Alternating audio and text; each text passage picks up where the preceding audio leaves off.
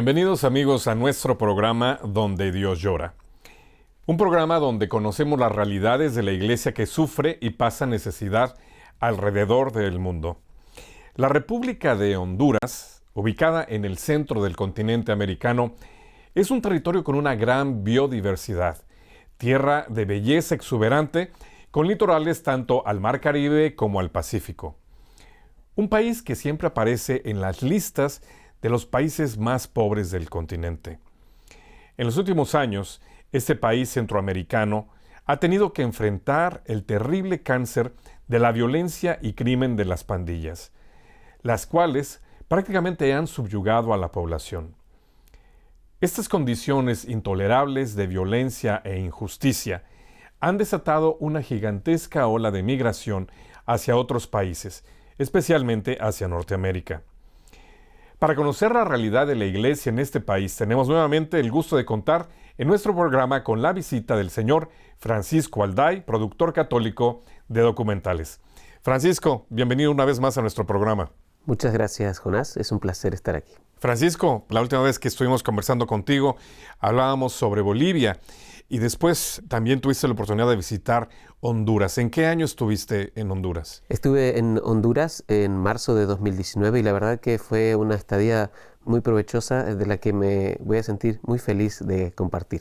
Ahora, la razón principal por la que fuiste fue a conocer el trabajo pastoral de servicios sociales que la iglesia provee en el país. Sí, estuve acompañando una visita de la organización Ayuda a la Iglesia que Sufre, Ayuda a la Iglesia Necesitada, que hacen para conocer justamente las realidades donde hace falta apoyar y cuál es el trabajo que viene haciendo la Iglesia en concreto con los más necesitados en el lugar. Y también para poder recabar material, para producir y hacer cortometrajes o documentales en el futuro. Y pues queremos aprovechar el que tienes este material disponible y queremos compartir algo de estas imágenes con nuestros amigos. Vamos a ver ahora, amigos, un pequeño corto de lo que es la realidad de este país centroamericano, Honduras.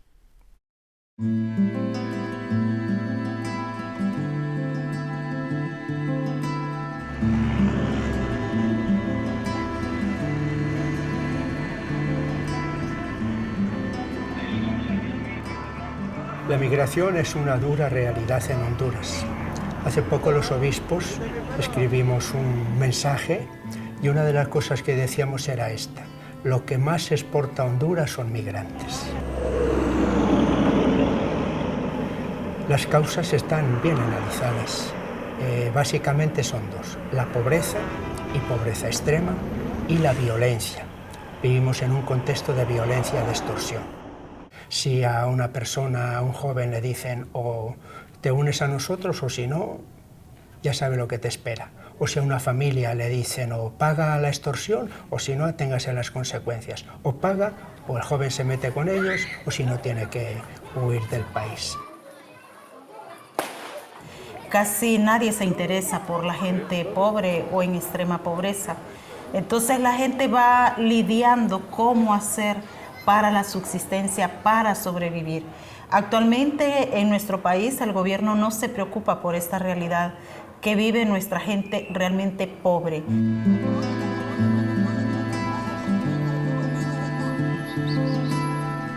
La violencia impredecible, ¿verdad? El narcotráfico, porque Honduras es un corredor de paso del narcotráfico y eso ha afectado especialmente a nuestros jóvenes. Nuestros jóvenes han sido como utilizados por los mismos narcotraficantes y eso pues hace que muchas vidas se pierdan, especialmente de los jóvenes. Luego los jóvenes que no quieren pertenecer a las maras y que no tienen las oportunidades aquí en el país para poder estudiar, para poder tener un trabajo digno y llevar una vida más digna, entonces emigran. Familias completas han emigrado de Honduras. Hemos tenido todas estas caravanas que han emigrado a Estados Unidos o a España. ¿Qué pasa con las caravanas? Que se unieron y tal vez en una noche se pudo observar que salían 500, 800 personas. Pero en la realidad es todos los días. Ustedes van a ver las fronteras, los puntos ciegos por los que ellos salen para no hacer el trámite migratorio. Entonces es diario, el flujo es diario. Entonces más que todo las caravanas fue como una parte de manifestarse, pues, de toda la situación política que estaba viviendo el país y que para hacer más que todo incidencia, ¿verdad?, de que no hay oportunidades, principalmente para los jóvenes. Últimamente me informan que también está migrando mucha gente profesional, porque buscan mejor nivel de vida y porque la situación acá la ven muy insegura. Entonces la gente lo hace porque o deciden morir aquí en el país o deciden dársela por lo menos la oportunidad de luchar por mejorar su vida y por cumplir el sueño de sus hijos, en todo caso, de su familia, si es que logran pasar la frontera de Estados Unidos. Muchos se quedan en el camino, lo sabemos, que fracasan. Pero bueno, los que logran pasar, ese es su sueño.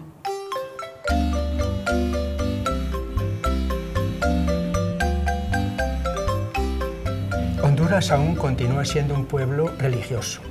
Así como hay otros lugares, países desarrollados, sobre los que decimos que predomina una secularización, que no hay un ambiente religioso, que Dios no es una presencia sentida socialmente, en Honduras aún podemos hablar como de un humus, un sustrato religioso.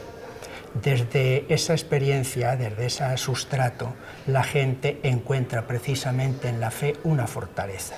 Y por eso también acuden a la Iglesia precisamente para alimentar esa fe. Y también porque saben que en la Iglesia cuenta con diversas formas, estructuras pastorales sociales, pastoral del migrante, pastoral de la salud, pastoral de la educación, pastoral de la acogida, diversas formas de esa gran acción social de la Iglesia.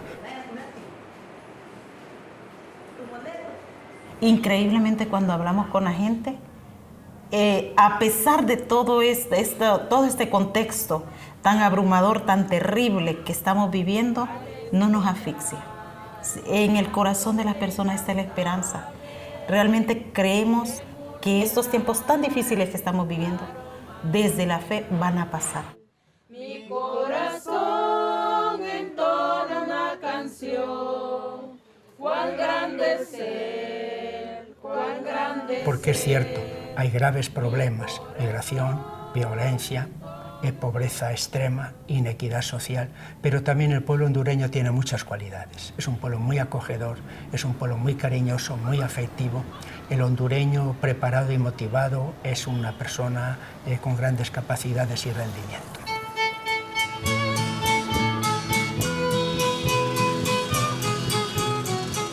Creemos que el Señor nos sigue acompañando, que sigue peregrinando con nosotros y nosotras, que el Señor no nos ha abandonado, nunca ni nos va a abandonar, aún en estos momentos cruciales. La fe nos anima y pensamos en esos tiempos nuevos. Soñamos con esos tiempos nuevos que van a llegar. ¿Listos para la misión? Levanten la mano los que están listos para la misión. Bien, vamos a gritar. Sueño, deseo, rezo y quiero una Honduras más justa, más fraterna, más solidaria, más desarrollada y cada vez con una esperanza más fuerte y una esperanza activa. Y el Señor sabrá en qué momento y cómo. Pero entre tanto también tenemos que ir ayudando a empujar esto, a que esa transformación llegue. Porque la evangelización va acompañada también de esa concienciación, de ayudar a la gente que también despierte y sea más crítica a la hora de, una, elegir a nuestras autoridades y otra, bueno, a no cruzarnos de brazos ante esta realidad que vivimos, a seguir empujando la vida. El llamado es urgente, solo hay que responder. Sin temor a dar la vida, vamos a recomenzar. En la mano de María, nuestro mundo transformar. En la mano de María, nuestro mundo transformar.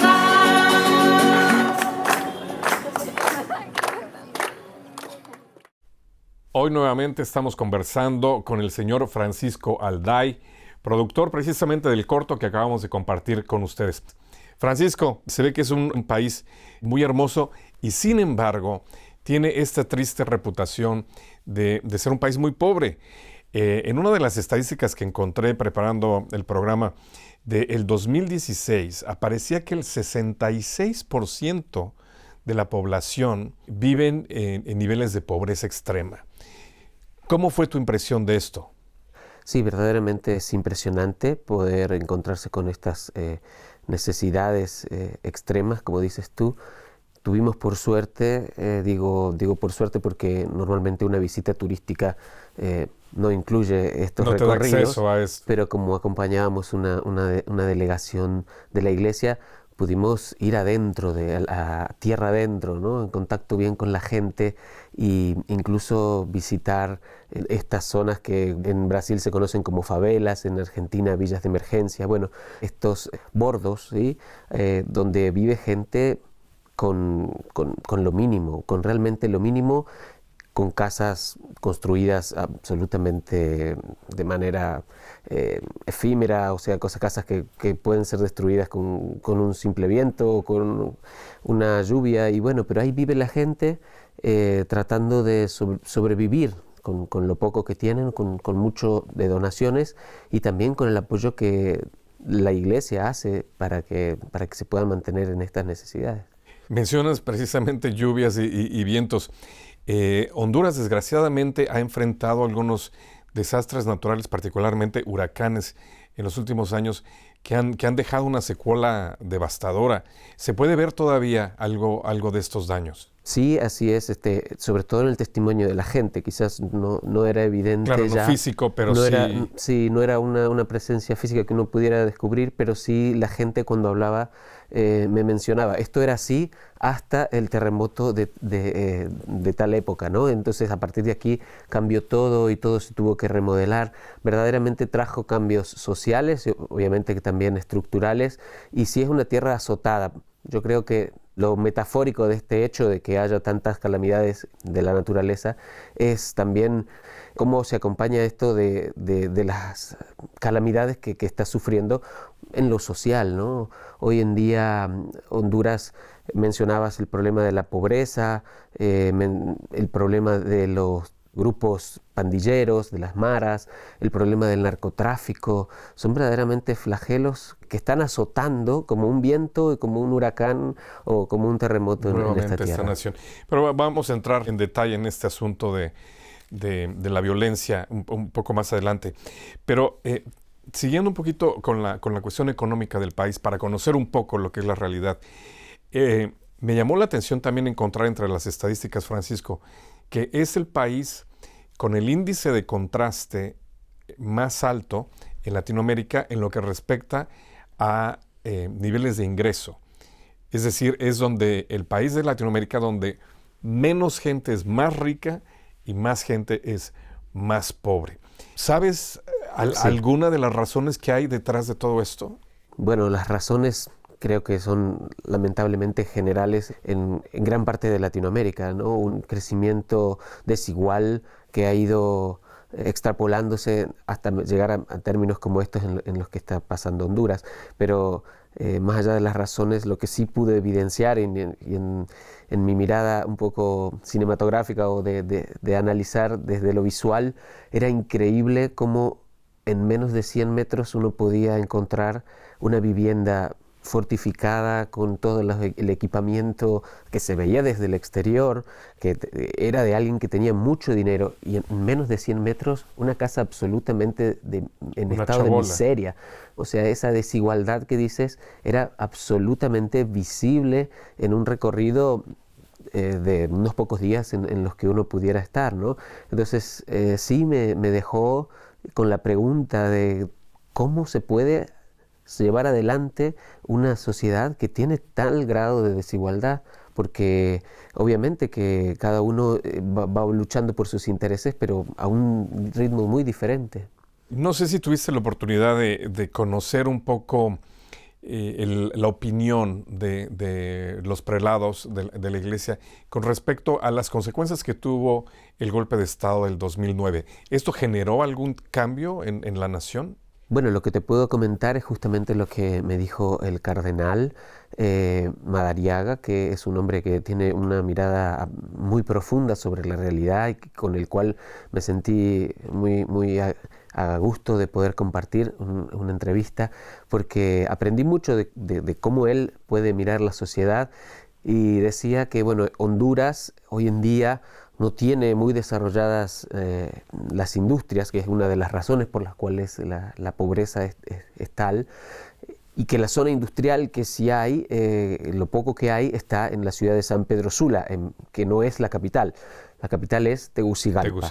Y cuando mencionó Tegucigalpa me dijo que la industria que sí funciona allí en Tegucigalpa es la industria de la política, y que los que están haciendo dinero y que los que están haciendo negocio en este momento son los políticos, cuando en realidad deberían estar teniendo cuidado y tratando de llevar el pueblo hacia adelante. En realidad no lo están haciendo. Creo que lamentablemente, si se esperaba un cambio a partir de ese golpe de Estado que sacara adelante el país en términos de desarrollo político y económico, lamentablemente no ha sido así, y lo que me expresaban los distintos obispos de la zona, porque visitamos diferentes, es que bueno, el progreso está limitado siempre a lo que las decisiones políticas hacen, y no son las más favorables. Siempre es ese manto de corrupción que va por abajo de todas estas realidades. Sí, lamentablemente hay una profunda corrupción y sobre todo un mal manejo de los recursos, ¿no? Que también va arrastrado de distintos niveles. Podemos hablar también de este problema social, como desde los niveles más bajos de la sociedad también hay todo un condicionamiento.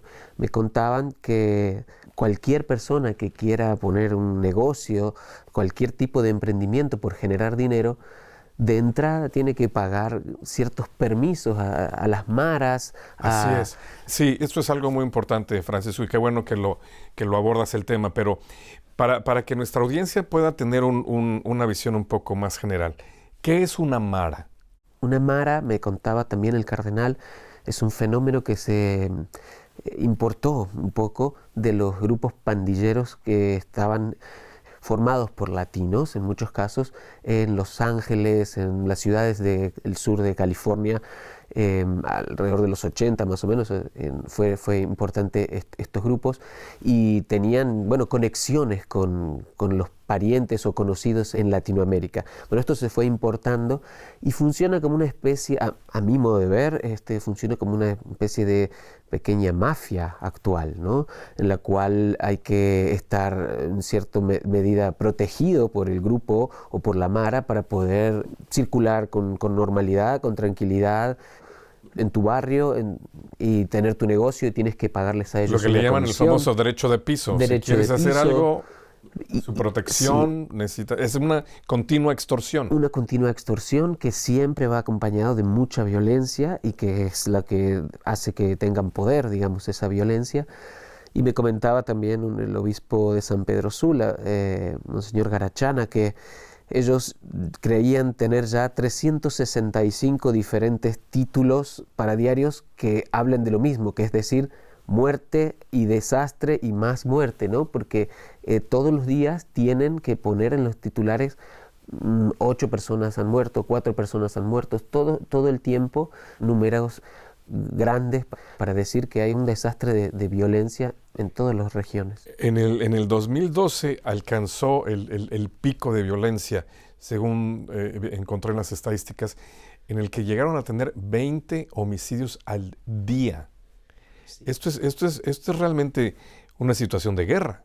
Es una situación lamentable, y bueno, creo que tiene que ver con todo esto que también mencionabas al principio, que esta situación es verdaderamente insostenible para una persona, desde la pobreza económica, la violencia, la falta de oportunidades, la falta de desarrollo, la corrupción política. Obviamente que la gente necesita una salida porque quiere y anhela tener un futuro diferente, y es por eso que muchos piensan, para algunos puede funcionar o no, pero piensan en la posibilidad de la migración.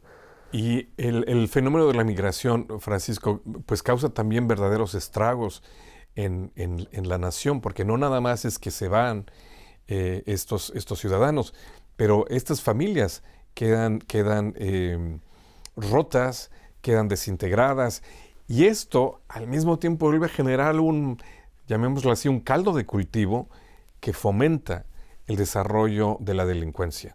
La gran preocupación de los obispos que yo visité y a los cuales entrevisté es la desintegración familiar, en el sentido de que para ellos la familia es la base de la sociedad y si se quiere construir algo hacia futuro, tiene que ser desde una familia bien constituida, bien formada, que pueda darles oportunidades a los niños de pensar en una Honduras de un modo diferente.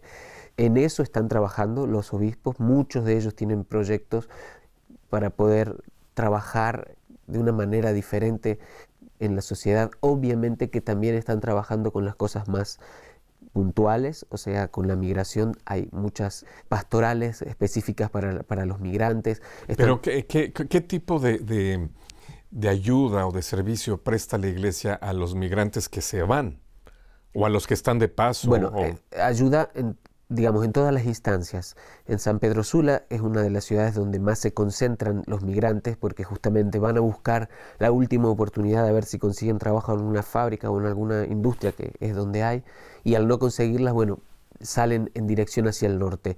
Y también en San Pedro Sula es donde se concentran los migrantes que traen de vuelta, porque muchos de los que son atrapados en las fronteras y deportados llegan a un aeropuerto allí en San Pedro Sula.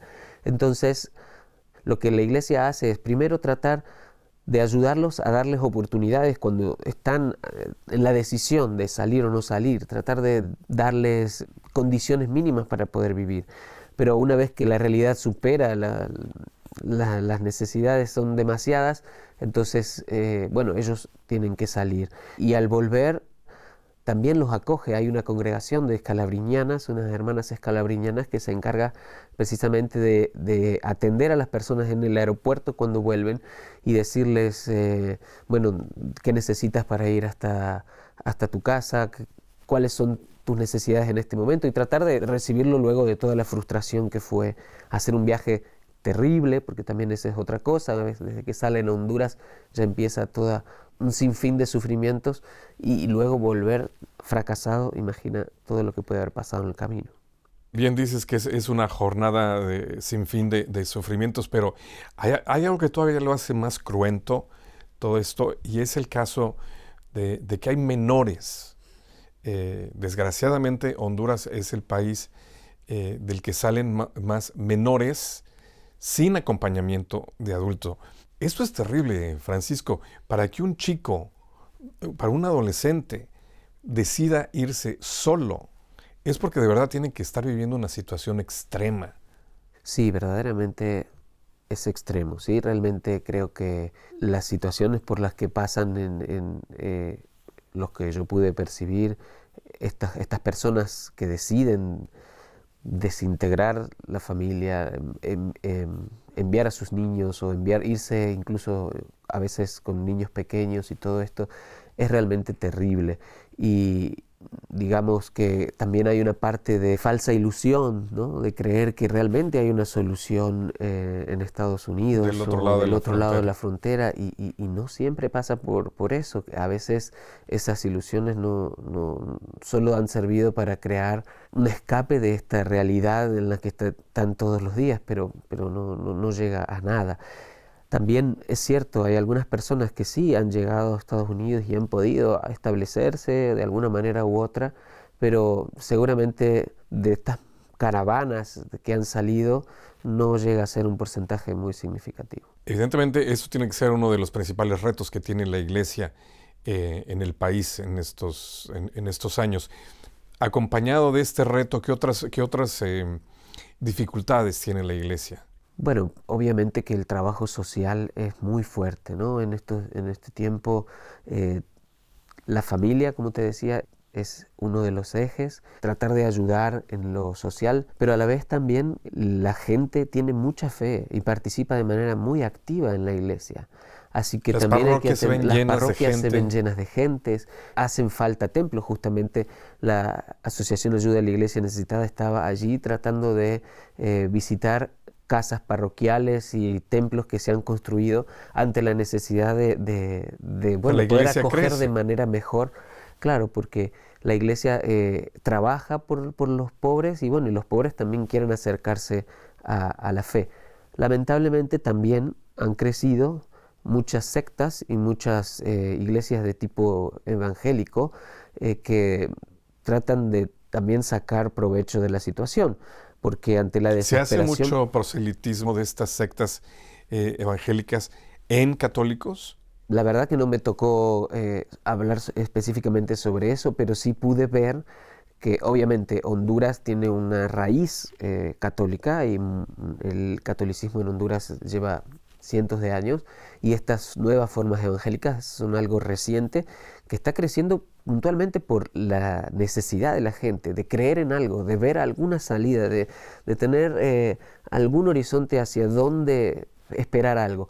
Y lamentablemente muchas veces se utiliza a esta gente, se les saca provecho, se les saca dinero y se les crea, como en el caso de la migración, también expectativas falsas y bueno, eso daña también a la fe, ¿no?